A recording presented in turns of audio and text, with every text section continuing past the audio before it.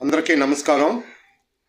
ప్రియమైన సోదరి సోదరిమణులారా, ఈరోజు అసెంబ్లీ సమావేశాలు జరుగుతున్నటువంటి సందర్భంలో మన ఎమ్మెల్యేలు, మన మంత్రులు, ఎంపీలు అందరూ కలిసి మాకు ఇక తిరిగిలేదు, ఎదురు లేదు, ప్రతిపక్షం లేదు, మిత్రపక్షం లేదు, అంతా ఏకపక్షమే అని సంబరాలు చేసుకొని మరి క్రికెట్లు ఆడుకుంటూ, బాల్ ఆటలాడుకుంటూ, కబడ్డీ ఆటలాడుకుంటూ గెంతుతూ ఉన్నారు.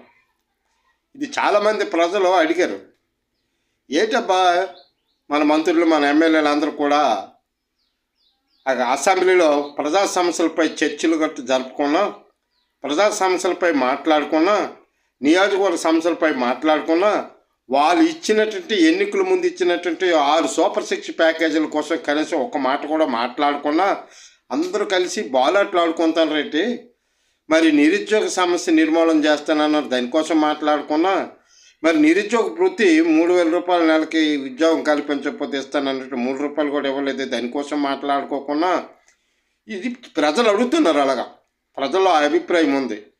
ఏంటి ఎంత హ్యాపీగా బాల్ ఆటలు ఆడుతున్నారు, కబడ్డీ ఆటలు ఆడుతున్నారు, తర్వాత ఏమి తాడు ఆటలు ఆడుతున్నారు, రకరకాల ఆటలు ఆడుతూ ఉన్నారు, అంత ఉత్సాహంగా ఉంది.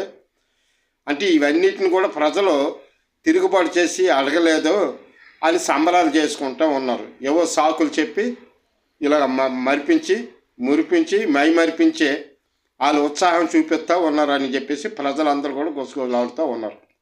వాస్తవే. నన్ను అడిగారు, నేను ఒకటే సమాధానం చెప్పాను, ఏమీ లేదు, వాళ్ళు ఇచ్చిన హామీలన్నీ పక్కన పెట్టేయాలి, ఇచ్చిన హామీలు అమలు చేయలేకపోతున్నాం, పరిస్థితులు ఇవని చెప్పేసి ప్రజలకు సక్రమైన మార్గంలో సమాధానం కూడా చెప్పలేక, చేతకాక ఇచ్చిన హామీలన్నీ ఎగ్గొట్టి ప్రజల్ని మరిపించడానికే ఇవన్నీ కూడాను. దానితో పాటు తిన్నది కూడా అరగదు కదా వాళ్ళకి ప్రజా సమస్యలు పట్టవు. కనుకనే అసెంబ్లీలో కూర్చొని మాట్లాడుకోవాల్సినటువంటి సమయాన్ని కేవలం వాళ్ళు ఏదో పెద్ద ఆటలాడుకొని పెద్ద స్పోర్ట్స్ మ్యాన్ లాగా అందరు కూడాను ఒకరి మీద ఒకరు తెలపడుతూ, చివరికెట్టు ఒకరికేమో ఒళ్ళు రెక్కింది, ఇంకొకరికి కాలు రెక్కింది, ఇంకొకరికి జుట్టును నలిగిపోయింది అని రకరకాలుగా మన పత్రికల్లో కూడా బాగా ముద్రిస్తూ ఉన్నారు.